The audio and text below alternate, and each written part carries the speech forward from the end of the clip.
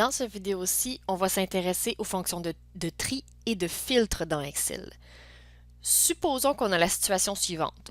On a fait une petite étude, on a pesé 20 enfants de sexe féminin et masculin tout mélangés et on a les données telles qu'affichées à l'écran. Maintenant, ce qu'on veut, c'est les trier du plus petit poids au plus grand poids et on veut finir par afficher uniquement le tableau qui contient les enfants de sexe féminin, toujours en ordre de poids. Pour ce faire, on utilise, tel que dit précédemment, les fonctions trier et filtrer. Premièrement, on sélectionne la zone qu'on veut trier. On peut sélectionner uniquement la zone ou encore sélectionner les colonnes qui contiennent les éléments. Le fait de sélectionner des cellules vides n'a pas d'importance pour la fonction de tri. Dans l'onglet Accueil, je suis sur Trier et filtrer. On va aller chercher le tri personnalisé. On ne veut pas prendre de trier du plus petit au plus grand parce que ça trie une seule colonne. Et nous, ce qu'on veut, c'est évidemment trier les trois pour que les éléments de chacune des lignes restent associés les uns aux autres. Donc, dans la fenêtre de tri, ce qu'on va faire, c'est qu'on va lui dire selon quelle colonne on veut qu'il trie. On va donc, dans la première section, aller chercher la colonne qui contient le poids. On va lui dire de trier sur les valeurs, ça c'est parfait. Et enfin, du plus petit au plus grand, parce que c'est ce qu'on voulait faire. On pourrait aussi le faire en ordre décroissant, il suffit de lui demander. Chose importante, vous voulez absolument garder le mais données ont des en-têtes, c'est le nom des colonnes, donc numéro, sexe et poids. Si vous décochez cet élément-là, vous voyez que Excel offre maintenant de faire les tris par la colonne A, B, C, sauf que le mot va être trié au même titre que le reste et va se retrouver en bas complètement comme étant la valeur la plus grande, ce qui ne fera plus de sens. Donc, on veut garder les en-têtes, elles vont rester à leur place et les données en dessous des en-têtes seront donc triées. Allons-y. On remarque maintenant que tout a été trié du plus petit au plus grand poids et les données sur les deux autres colonnes ont suivi, c'est parfait. Supposons maintenant qu'on veut faire afficher uniquement les enfants de cette étude-là de sexe féminin.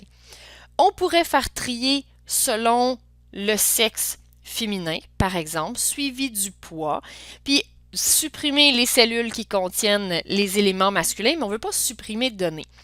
Donc, pour faire afficher uniquement certaines choses sans supprimer le reste, on va passer par la fonction de filtre de Excel. Ce qui est important quand vous voulez filtrer, c'est de uniquement sélectionner la zone qui contient les données à filtrer sans sélectionner de cellules vides, parce qu'Excel n'aime pas vraiment ça, ça peut causer des problèmes. À la même place dans l'onglet d'accueil, même sous-menu, trier et filtrer, on va l'activer l'option filtrer. La différence par rapport à avant, c'est que maintenant, on a des petites flèches en haut des colonnes pour indiquer qu'il est possible de sélectionner certains éléments et pas d'autres dans chacune des colonnes. On avait dit dans l'exemple qu'on voulait uniquement les éléments de sexe féminin. Donc, je vais aller dans la petite flèche associée au mot sexe et je vais décocher masculin. Donc, je vais uniquement sélectionner les féminins.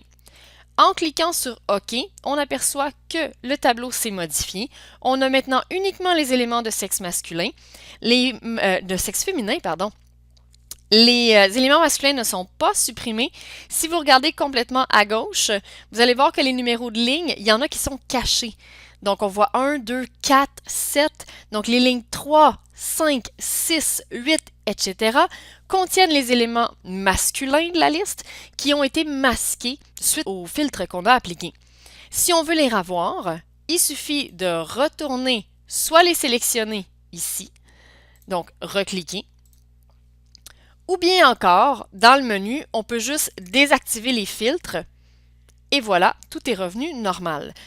On se méfie par contre. Supposons que je refais le filtre sur féminin. Et voilà. Et que je ne prends pas garde au fait que j'ai des lignes qui sont cachées, que j'édite quelque chose à côté. Par exemple, si je fais une liste de 1 à 6, je n'y prends pas garde et plus tard, pour des besoins X, j'enlève le filtre. Qu'est-ce qui se passe? Mes chiffres de 1 à 6 qui auparavant étaient consécutifs sont maintenant non consécutifs parce qu'ils étaient sur les lignes visibles et que là, j'ai fait afficher les lignes qui étaient masquées. Donc, ça me fait des trous dans ma liste. Donc, il faut vraiment, vraiment faire attention quand on travaille avec les filtres puis qu'on édite autre chose à côté. On se méfie. Donc, si on récapitule, il est possible de trier selon la ou les colonnes de notre choix. On peut lui donner plusieurs clés de tri au besoin. Et il est possible de filtrer, mais on se méfie, on ne choisit que les sélections qui contiennent les données, pas de cellules vides, parce que Excel a de la misère à filtrer quand il y a des cellules vides.